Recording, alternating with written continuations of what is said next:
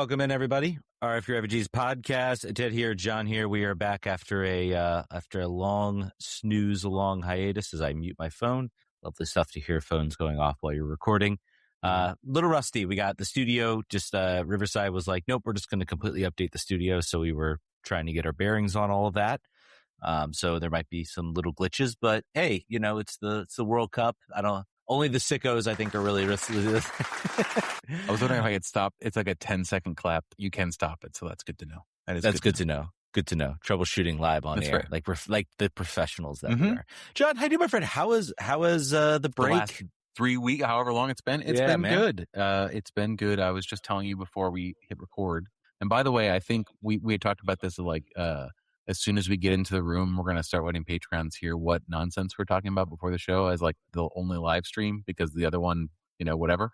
But I was just telling you that I fell on I was playing ice hockey. I hurt myself. I asked a physical therapist who is a parent of another kid in class. And I was like, do you have any recommendations? She's like, yeah, you're 41. Stop playing hockey. And then I was at so I hurt myself. I'll tell the whole story. So we got no games to talk about. So I had like an open ice practice with one other guy, and he only started playing 2 years ago, and he's very good now. He just plays 5 days a week. I'm like, wow, I can't do that, but good for you. So we were playing. I'm like, I can't stop on my right edge. Like I'm on the outside edge of my right foot. I can't do it. I've been playing roller for a million years, and I still couldn't do it. He's like, well, you just gotta do it. It's like, you're right. I just got to do it. I just got to throw my body at the problem, and then I will just react. My body will know what to do. I'm quasi-athletic. I'll be fine. So I skate as hard as I can, and I try to stop on the right, and then I just catch an edge, and then I fall flat on my face with my arm up, and my elbow hyperextends as I'm laying there. And I'm like, oh, that's no good. So I got hurt. Had the weekend. I went to the doctors on Monday, the soonest day possible, and then I asked this also the PT woman. Like, what do you say about this? It's like, well, we typically tell people to stop playing sports after the age of 35, particularly ones that have any sort of contact with any surface. It's like, okay, but are you the doctor? Or am I see somebody else too? She's like, yeah, I mean, we're going to talk to somebody else who does surgery and stuff, but that's just my advice. It's like, all right, well, that's great, but all good. I'm okay. I just got very bruised. I think this is also the problem that happens when you're 41. If you get an MRI, it will not show nothing. Something will be wrong. Like there's always there's a tear across the whole thing, but I wouldn't worry about it. It's fine. I was like, okay, good to know. Good to know. So that was like the bulk of my thing. I'm going to California in a couple of weeks on vacation. And I was like, am I gonna have like a giant elbow, like shield guard after just having surgery? Cause I didn't want that, but I won't, knock on wood, unless I do anything else stupid here in the next 2 weeks. And then I watched a lot of World Cup. All the stuff I said I wasn't going to do with the World Cup, I have done. I'm a man of no conviction with the World Cup. It hooks you in, man. It does get you. What did you? Are you full of bruises? What did you do? Are you not? I am not full of bruises. I actually have not been doing as much working out as we have. Our house went from 0 dogs to 2 dogs, and that's had an impact. That's a lot of dogs. That's a doubling of dogs very shortly.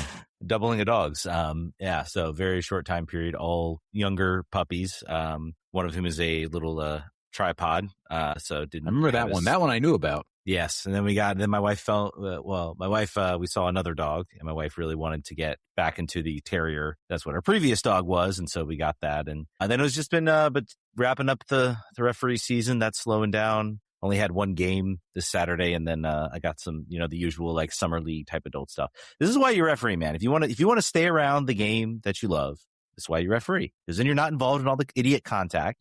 You get to still run around. You get to get your exercise, and you get paid for it, which is also nice. Well, you are the bane of you are the worst part of every single person's day. That is true. Playing that sport, so that is a drawback. But some people probably like that. Some people that actually gives them like extra juice to know that that's the case. I would say it's good to not be involved in all the stuff unless you're playing refereeing men's league in Fredericksburg. The last time I played, in which case there is a man chasing another man with a knife because of a tackle in a game. And the referee was like, I guess we're done. Obviously, game abandoned. So, it depends on the league you're officiating. Apparently, I guess in Richmond, you don't have such concerns. That's good. Fredericksburg apparently is dangerous. This was also like 20 years ago. Well, every league can be dangerous. I did have somebody tell me they were refereeing, I think, in St. Louis, and that literally happened to them. And literally, the cop was arresting said player for pulling a knife on the referee, and literally the guy was showing him the red card. I hope someone got a picture of that. That goes. He says he did have a picture of it. Hell yeah. But yeah, man. But we got World Cup. We got some questions related to that. Let's dive into that. That's what's probably on everybody's mind. We got some DC news. We'll get to. We'll probably save some of the more. We'll talk the probably big story, I guess, of the off season thus far, of players leaving, and then maybe get into maybe some of the. Well, I don't know if this was like necessarily a surprise. Maybe it was a little bit of a surprise. I think how it happened is a bit of a surprise. Yeah, and some of the sort of surrounding news around it. We'll get into that, but let's talk World Cup, man. We're not gonna, we're not people, there are much better shows out there. Total Shocker shows are doing great. All of them are better soccer wise. These guys are doing it 24/7. We're not the ones that are going to be, breaking down the games. But give me some overall thoughts. How have you been enjoying it? I got some thoughts outside of the games to talk about. Can you ask the question first from the Discord, because I think it goes along very well with my feelings. Which one is it? Some Simply B1 or is it Slide Tackle? The one about tell them how to feel for watching this whole tournament. Can you provide absolution for those who are enjoying this World Cup and should know better? Hate FIFA, hate MTU, hate Tipic Money, hate the FIFA prize, but damn it, love Curaçao, Cape Verde. It is unavoidable. It is unavoidable that these stories occur, and you're like, I'm not going to be propagandized by FIFA with these human interest stories that they don't even actually care about. Like they hope that all these things don't happen. They want a Spain-France final. And then Cape Verde happens. And then Japan plays the way that they play. And all the other, and what happened today. I think it's like that was the Cape Verde was this morning. When we're recording. But it's unavoidably, if you love soccer, unfortunately, they know they have you. It's like, we're going to show you all these games every day for a month. You're going to watch. There's no way you're not going to watch. We're going to take the rest of soccer away from you, so you can't escape it if you like soccer. We've got all the soccer. It's the one event. It's, there's a lot of really bad stuff that's surrounding this World Cup. Mm-hmm. There's the, how the Iran soccer team is being treated, the referee from Somalia. And then there's these little pockets of good stories, like the city of Lawrence, Kansas, like literally just opening their arms to becoming like, the second Algeria capital, Algeria 2, playing the national anthem, celebrating the team for arriving there. So, there are these little like pockets of good stories in there. And the games are the games. They're still going to be fun to watch. It's soccer every day. It is the one thing that, all of your soccer friends talk about. It also breaks through, the usual, like, no one in my work was talking about, Arsenal winning the Premier League. Everybody was talking about, the World Cup and watching the games and stuff like that. So it is something that breaks through, and it's impossible to avoid. I have been a big grump about it. All of my coworkers have been like, John, aren't you excited? Are you going to go to all the games? I'm like, no, I'm not going to go to any of the games. I hate this tournament. Yeah. I hope the U.S. gets eliminated it doesn't even make it out of the group. I want nothing but pain and suffering and sadness for the ridiculousness that is this World Cup. And here I am, Eagle gifts ending. As soon as I watch this U.S. team score 4 goals, I understand the competition. I understand they scored the most goals they've ever scored in a World Cup game. That's exciting. Unfortunately, my latent suppressed, purposely hidden in a box and put behind a padlock, sports patriotism is seeping out of the walls and shooting out. I can't help it. Yeah. There's definitely, I will state the muted patriotism. I am not, putting myself in a USA jersey. I'm not painting myself up. I am happy when the US does well. It is a certain sense, the negativity that sort of surrounds this team is turned me off for years. And so it is very happy to see, the team do well with players, and also, I look at a certain commentator on Fox who supports politicians, where this U.S. team, if they got their way, the U.S. team wouldn't exist as it is. Immigration makes a strong part of that. And that part of the tournament, that part of this U.S. team I really love. Weston McKennie, Tyler Adams, Timothy Weah, all these players that, have come from different backgrounds. And yes, there is the one player out there who we all know where he stands, and he's made it very clear where he stands, and that's disappointing in a number of ways, or in Folarin Balogun as well.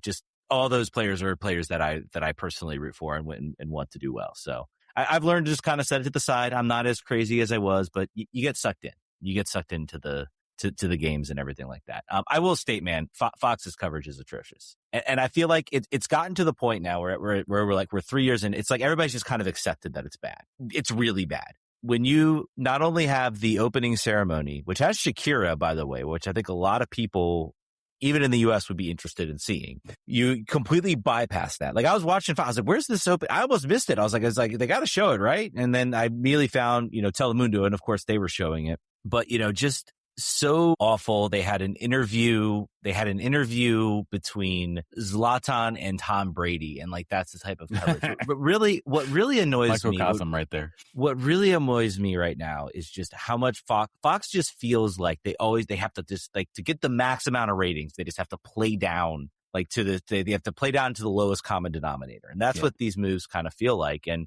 I feel like ESPN in, 2010, 2014 showed you could put on a smart production. You could trust your audience to follow along a little bit. And, who cares if maybe some people don't get it? It doesn't matter. Do it for the people who actually do care. Give some smart coverage, do some good things. But, really, and, again, the camera work, we talked about it, the amount of celebrities they showed, the amount of people that they show on these broadcasts is just, it's awful. The back of Paris Hilton. Yeah, we all really needed to see that during live action. I did very much enjoy the cutaway shot to the OnlyFans and adult film actress. Action. That was very funny. That was funny. So there's I don't know if that. I'm hoping. It would be very funny to me if they didn't know who Mia Khalifa was, and it was just like, look at these pretty women. The cameraman totally knew. No, but it would be funny if they were just like, check out these hot ladies. Let's get the shot in like we do normally for Telemundo. I have no idea who Mia Khalifa is or the Lana Rhodes. No idea who you're talking about. No idea who you're talking about. But no, it's Changing the subject. So the United States scores 4 goals. Balogun I think everyone was saying, like, get ready to learn a better team, because you're going somewhere else after this tournament. He's already 4th all time in U.S. men's World Cup goals, which I think is hilarious. Make sure to also, for every stat, you really do need to add the gender in, because they're going to be much lower than all of the women totals for every single category. So be sure to qualify. But as much as, he probably regretted not being able to be at the UFC fight last night, I think Pulisic did look incredible for 45 minutes. I'm hoping, I really do hope that the calf injury that he potentially may have is nothing. It just, being a Chelsea fan and watching Pulisic, be just incredibly brittle, unfortunately. Even this sort of, it's okay, we're just being precautionary. In your head, you instantly go to doomerism, like, his leg's going to fall off now, clearly. And in the media coverage, even Tyler Adams trying, he's fine, don't worry about it. Like, they're putting like a full frontal, like, there's nothing to see here. He has no injury history whatsoever. What are you talking about? Yeah. The game was great. I mean, it was a purely dominant performance. I do people say, that was the best win in the U.S. ever. And I'm like, calm down, buddy. It was the most goals. We can say that for sure. That is the one thing we can definitely say. Most goals, way the game was played, I'll give you all that. But biggest group win, I'm like, no, I'm sorry, my friends. Portugal takes the cake. And that is going to be an incredibly difficult one to overcome, especially with the fact that it was also another 3-0 victory in the first half for that team. So I hate that they gave up that goal. I understand from margin, whatever. I did not like that. The Gio Reyna goal is nasty. That one's gonna be the highlight goal. His celebration. You don't got to give it to him. I get that he wants to put everything behind him, I guess, kind of, but also wants to celebrate in a way that's not putting it behind him. So tough to decide there, I guess. But the most hilarious part of that goal is I think right before he scores it, he is like getting into the face of like a Paraguay player, and Tyler Adams, I think, has to come and like break him up so he doesn't get like sent off, and then he like runs down the field, gets an opportunity in the box, and scores like an absolute worldie. And then also saying, no, I've grown up, we're all behind me, all the criticism, everything's behind me. And then he does like the little like ear cover celebration, just like the duality of the guy. If you're looking at some players who I think If they ended up at DC, I would not be shocked. He'd be one of them. I'm being truthful there. Got it, that DP slot. You don't have a lot of international slots. I don't know.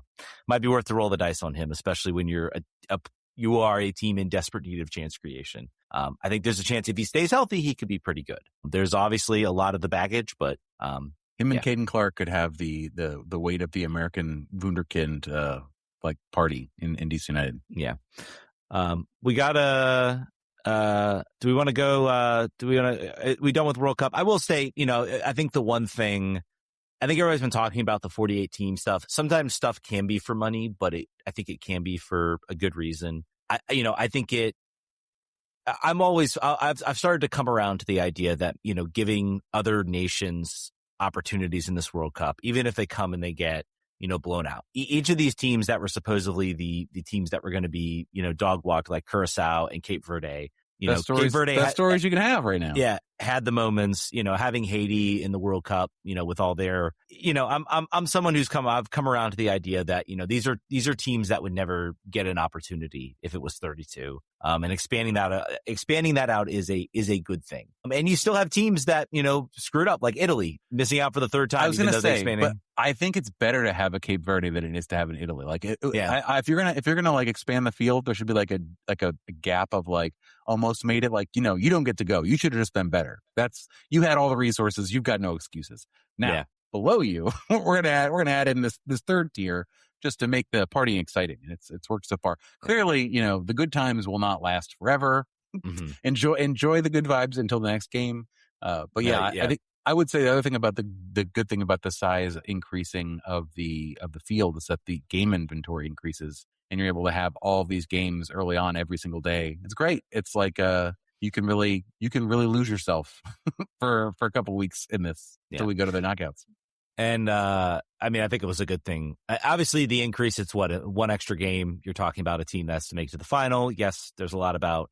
I will state also, I feel like these were games that were like the group stage was like once every 3 days. It was like a 3-day jump to like the next game. So it is interesting that now there's like a little bit more of a gap. It's a little more of a rest period. 5 days is, your general 5-6 days you're seeing now between the games. So I don't know. Maybe it makes a little bit of a difference. Pulisic doesn't need that though, because he's neither injured nor has injury history at all. So what are you talking about? He's good. He's good. I don't know.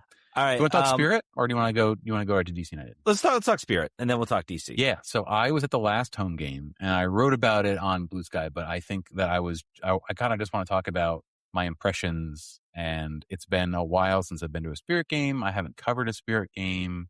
I haven't been to many DC United games either in person. But I just still, my takeaway, even now weeks later, I'm still blown away at the difference in vibes, in attitudes, in the fan base, in the in-stadium production. The stuff about the in-stadium production thing is the most stark because they're in the same building. And they're using the same materials, and the spirits is so much better. Like it's so much more well thought out. For years, this is dumb, but I'll highlight it. For years, DC United's videos at the start, like their sort of their stadium announcement videos, their lineup announcement videos, have always been like they brought somebody in who was like, "All right, so I have done 800 videos for soccer teams." To do exactly this. I'm going to need one of you to grab the ball with 2 hands and yell. I'm going to need one of you to put your hand on your hips and stare off. And we're going to use a lot of we're going to intersplice some highlights, but it'll just be like loud and bright and black and red. That was my creative brief that I got. So we're going to do that. And in the Spirit, utilize this jersey rollout, the Metro City integration, the cherry blossom thing. Everything like from player to player, it's like a Metro car goes by and then a new player arrives every single player has the full video suite. So when they sub somebody on, they've got the whole thing, even I think if they're a late add-on. Like that, it makes me think of, remember Ted, when you and I went to the Atlanta game in Atlanta, where it's like, this is amazing. It's like they have employed very skillful video editors with ideas and they've done things and they've used their money well. And I got the same impression with the Spirit. I think it's certainly more of a time thing. I think it's, resources, time, effort, energy, and, nothing to take away from the people that probably work at DC and do an incredible job. But I think, I bet a lot of them are stretched thin. They probably had this very narrow window of time that they could do it. They don't have a lot of time. They can really plan stuff. You see it I think a lot in their, the schedule rollout videos they do. DC's they had to get creative, but it's clear they're not operating with a lot. Like there's some teams that are like operating with way more and are able to do more. Like I think one was just like 1 year they just did a skit literally with like the staff and like that was it. And then like, and literally Wayne Rooney like tweeting it out or something like that, or something to that effect. So like there's a lot of that stuff I think you see. I haven't been to a Spirit game this season. I went last year. Vibes are great. Team's it's just fun to so watch. stark. I wouldn't make a big deal about it if I wasn't so blown away by it. The thing I also noticed, the difference in the fan base, in their optimism, in their mood during the game, in their attentiveness outside of the supporter section across the board is stark. And there's a reason for that, is that DC United fans who know better have been beaten down to feel a certain way. So they have the weight of 25 years, and obviously less than that, the weight of, we'll say 10 years of disappointment. And the Spirit have basically had a rebirth entirely and have shed a lot of the things that were about them that were, I don't even know the word, like bad. Things that were bad, things that were embarrassing, things that were criminal, things that were hostile work environment creating. And they've just decided to be something different, and they have been. And ownership is the key driving force behind that. I think you can tell the resources, to your point, are certainly different. But I also think that they have a much more like a marketing focused business management mindset with all the stuff off the field. And that is important. Like DC United, I don't get that impression. I don't really get that impression. I feel like the Spirit are a wonderful direct to consumer brand on Instagram. Like they have thought it all out. They've gone end to end with it. They've got great ideas. They have interesting and fun ways to engage. And that's all on this side of the field. And then they also spend all of the money on the players. The player is another place to look at, and the roster, where you look at a team that's almost entirely made up of international players. When you look at a team that is almost entirely made up of players that every other team would want on their side, where you're looking at them, you're like, I don't really understand the salary cap here, but how is this happening? How are they able to do this? You don't look at DC United and think that. You look at that DC United and say, they have a lot of room on their cap, right? Like they've got room to sign players. I would imagine they could just go shopping and pick anybody they want. So that is, if you are a Spirit fan and you know it, I'm not telling Spirit fans anything that they don't know. Is that you have this is a great time to be a Spirit fan. All of the things are converging at exactly the right moment. And DC United, while things are certainly improving, you cannot deny that where they're at this June as compared to last June, not even looking at the table, just looking about like forward momentum, better coaching, seeming like they're putting things together and creating building blocks to go forward. Things are better, but it's just such a big gap for them to climb. And the Spirit are doing them no favors by being on a rocket ship to the moon every single year, regardless of coming in second for everything. They're in the conference. They're in the games. They're in the championship games. So it doesn't go their way, but they've done everything they can do to get there. It makes me so happy to see it. It makes me so happy for Spirit fans that have been there since the Plex and they're here. I'm like, you guys probably don't even it's just like when we talk to Ashley Hatch or Andy Sullivan. Andy Sullivan's been there forever, and we talk about like how things have changed, and she's like, I can't even, it's like a different universe. It's like I was there at the Big Bang start of the universe, and now I am at the end of it, and it's the same place, but it's entirely different. Yeah. It's fun on the field to watch too. This is, I'd say, if you are not watching the Spirit, you're completely missing out, because they are an incredibly fun team to watch across the field, and they are rocketing up the standings as far as that goes. There was the international break, which was hard because it was like trying to like the fact that DC was also off and there was like hardly any like local soccer, even though I guess I did have my your Kickers Loud United game. Yeah, there was the Kickers Loud United game, which did not end well. Not that we won the Open Cup, so we'll take it. But yeah, man, it's been, the team is fun to watch. They're winning games.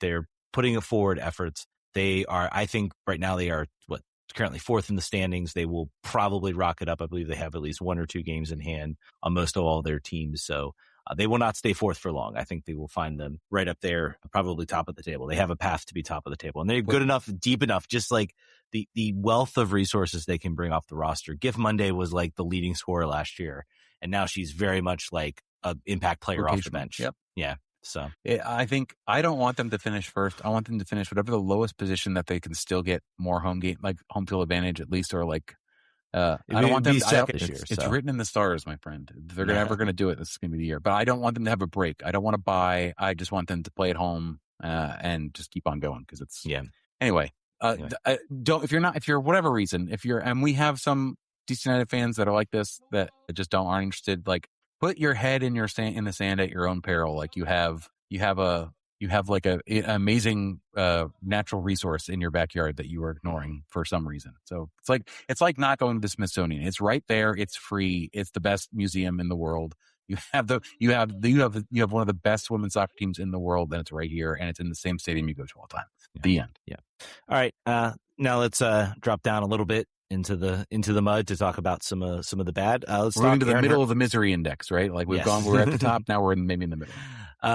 Hey, are you hungry? Said, would like to hear your thoughts on where you think Herrera will end up. Probably not MLS. Let's talk about Aaron. Why are we asking about him? What did something happen with Aaron Herrera last week? Well, we heard he wanted to leave. We heard he asked to leave. Apparently DC United has chosen to waive him. Now let's talk through. I think a lot of people are like, why couldn't you find a trade? I think a number of reasons, one of which will not helped by the fact that he is apparently appearing in a lawsuit for hazing. Did some not so good things. I'll let you read the article. I won't, discuss it or bring it up here, but very much a not good situation there. Probably made it maybe a little more easy for them to waive him. Could that impact where he ends up? Whether anyone else on MLS takes his contract? Maybe. Probably not Salt Lake. I think probably Salt Lake would be one place he's not going to go. Nope. I would assume. Nope. Yeah, I don't know. We haven't heard anything about whether he has found another landing spot or like where he's going to end up. The implications are important here, right? So if we waive him, we still have the lion's share of the salary on our cap for the rest of the year, correct? So the way it works is you waive a player, and then basically, other teams can say, basically, it's like how much do you want to take on to of his contract? Like how much do you want to do it? And the team that takes the most, that's willing to take the most, gets the player. And then, if it's a tie, it's by the waiver order. So if all 15 teams say we'll take the minimum salary minimum, then, it goes to whatever team is top of the waiver order. So that's kind of how it works. You can buy out then the rest of that contract. So you do have the option. This happened last year with who was the Costa Rican player whose name I can't remember. That DCB Renda Leal. Leal was waived by Nashville. DC took him on the salary minimum that year, and he was bought out. Nashville bought out the rest of his contract, freed up the DP slot, and everything like that. So, but DC United, I believe, have used both. We don't have any buyout. Well, we don't know. They waived. Baji and Schnag. Oh my gosh, and Schnag and David Schnag. Feels like it does feel like 5 teams ago for sure. It's 5 teams they waived ago. Joseph Mora. But Canals? David Schnag, Baji's contract was incredibly small. I think it was somewhere 100,000, 70,000. Let's go look at the whatever. Which makes you kind of wonder why that was the contract they decided to exercise. I think the problem there, he's had another year guaranteed as well. It was a 2-1, I believe, or 1-2. It might have been, yeah. But they, I don't know if they bought out his contract or whether they, potentially either bought out his contract or that might have been one they might have been okay just kind of keeping on the books, relatively small. They might have bought out David Schnag. That could have been a big one they bought out. Maybe they didn't have to buy out. Maybe they didn't buy out Pastor. I don't know. They haven't stated. And I think part of the waive process is that I think maybe don't have to necessarily then officially say whether you used your contract buyouts or not. So maybe it's kind because why would you want that information to be known by anyone? Yeah. But I mean, essentially why couldn't they get a trade? Herrera's contract was massive. You would be looking for a trade partner. You would be looking for a team to take on a lion's share of that contract, and that would lower what you would be able to get. So, and I think also the story that just came out, probably also,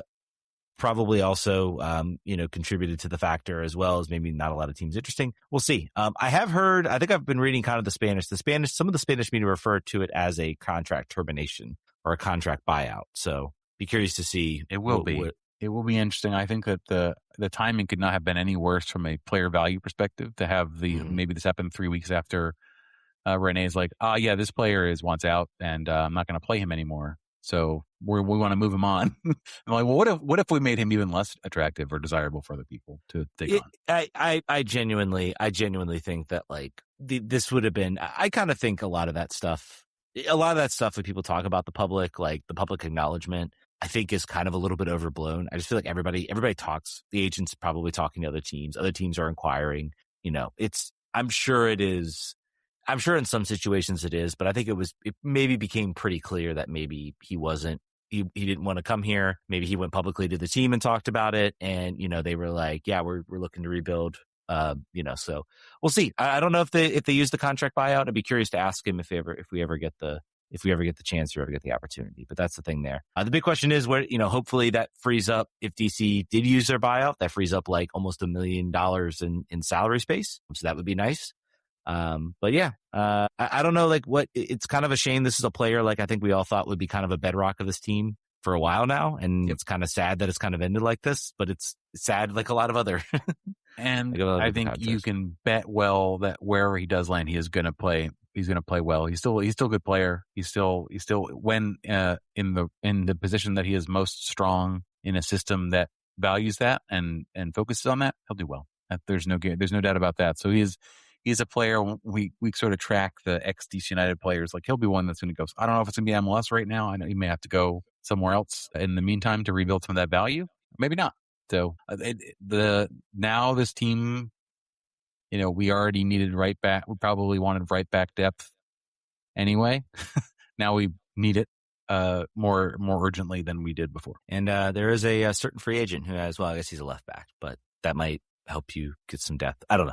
Maybe something. Who are we talking about? I'm talking about Kevin Paredes no longer being. Oh yeah. No, for sure. Let's do it. Yeah. I think he's got other gig. Yeah. Based on the way he's posting on Instagram, I think he's got something. Well, let's talk about that. What player, if any, from a dark horse dark horse team has caught your attention? I'm assuming you're talking World Cup. Yeah. Japan, I think. Team, I think that maybe has caught my attention. Nice little comeback draw, against the Netherlands. Any team catching your attention so far? I was going to say Japan also. My daughter was watching. She's like, they're all so short. I was like, yeah, well, also the Dutch are all like freakishly tall. So it was a study in contrast that made everyone look a little bit strange. But yeah, no, I was really impressed. I was trying to think like, who do I think is going to make a dark horse run? And they seem to me to be very tactically flexible and able to sort of withstand a lot of talent. Mm-hmm. I don't know if they have the goal scoring. If they're not going to like blow any team away, I think they're just going to be competitive in all their matches, and I think there's real value in that. And what player he's asking if any caught your attention, and where DC United would be a realistic transfer for? That's a struggle. Yeah, honestly, I mean, I do want to state, Gio Reyna on a 1 year. Maybe honestly, you sign him for half this year. And then the rest of the year, and then the shortened season with maybe an option for 27, 28 with the idea, that maybe then he finds he blows it up. But you're talking about a team that's so desperate for chance creation, that's so desperate to have anybody that can come in. Gio Reyna, if he came in focused, ready to go, would do that for DC United. Absolutely 100%. That would be a potential triangle if on form to happen. So I don't know if I'm, right now he's not really well liked at Mönchengladbach. I think maybe you could even get a loan there. I don't know where's his contract situation there. I think scoring the goal may have increased that valuation. It's the worst time to go shopping. It's the best time to be selling. It's the worst time to be shopping. Another player to keep an eye on, I think Ashur, I think is his name, for Egypt. I think he was rumored. There were some rumors. I don't know. They weren't real big, significant, but there were rumors. Obviously he plays at the Egyptian club that Renee managed at, and there were some rumors that he was shopping around for him. He scored a absolute banger against Belgium today. So another player maybe to watch out for. Maybe those start to pipe up. DC does need to figure out their rosters, their international slots. So wouldn't be too. If you could find a taker for our current number 9, Dennis Undav from Germany would be great. From Stuttgart, I don't know how much you'd have to pay. Probably 5 values of the entire DC United roster, but I love watching. I'm a passive Stuttgart supporter, so I enjoy watching him play.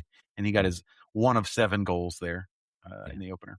Capped First says, who do you two want to win the World Cup, and who do you realistically see doing it? So those are two questions for sure. Well, you want Mexico to win, right? That's where your heart is. Yeah, that's my wife's team. That would be a fun thing to see for them. So I would say definitely them. Japan would be, I think, a fun team to see win the win the whole thing, make a run, make kind of a surprise run. Who do I see realistically doing it? It's always tough to say. I mean, I guess Germany, would be one. They kind of took care of business to start. I think they're a team that can potentially put it together. Honestly, also could see France if they're focused and ready to go. They've got a lot of talent, and I don't usually bet on a team winning it again. Like, I don't know if Argentina. We'll see if Messi still has the smoke, but I don't know. Who do you want to win, and who do you realistically? I would like Scotland, Japan to make deep runs. Yes. Scotland is for obvious off the field reasons, but also they played really, really well. I love watching them play. They look like a team that had been away for that long and knew the opportunity that they had in front of themselves. Like, it was not a team that looked jaded to be in the World Cup. I'll say that. And then I think Germany is also my number 2 team in general, but I think that they look very good. I think that they've got a strong roster. I'm not as sold. I don't think that there's any big bads. Like, I think people had felt like they had to say, like, oh, France has got a great roster. They're the lead dogs. But it just feels like to me that there's like a band of like 5 or 6 teams that the odds should be 2-1 for all of them. Any of them could do it. It's just a matter of how, do they get on a tear? Do they get any injuries? But yeah, I'd love to see Japan and Scotland go deep. I think once we finally have every group actually play match day 1, we can have a little bit. I might have a more emotional attachments to other teams, but that's where I'm at so far from the games I've watched. I do want to state, as far as like the U.S. doing a deep run, one thing to kind of, I feel like in the World Cup, there's always that team that like flies out of the gate, and everybody's like, oh, that team's going to go far. And then literally like, that's like the best, that's the peak. And then it's kind of like a slow decline from there. If you really look at it, like teams that like Argentina last year, who had a very like, they lost to Saudi Arabia, very slow start, and they kind of built throughout the tournament. So we look already, Spain had a pretty embarrassing, you look at Spain, you look at Uruguay, these are teams that had like kind of like struggles in their first matches. So those can be teams that then they kind of start to put it all together, and they kind of grow throughout the tournament. They, end up, making it through to their group. I don't know. Something to consider. But you're right. This does feel like a World Cup. I don't know if there are like, Spain were the Euro champions. So I think they're a team we didn't mention. I think after the Cape Verde game, they kind of like definitely. They're doing the Argentina. They're doing the first game disappointment, and then maybe they turn on the afterburners that they have. They absolutely do have. Down the pecking order a bit. I wish the Turkey game was before the Australia game. The Australia game will give you a little bit better perspective of how far you could make a run, I think, if you get out of this tournament. But if we played Turkey first, then your nerves could calm a little bit for the rest of the group. So I wish that were the case. But that's all right. That's this Friday.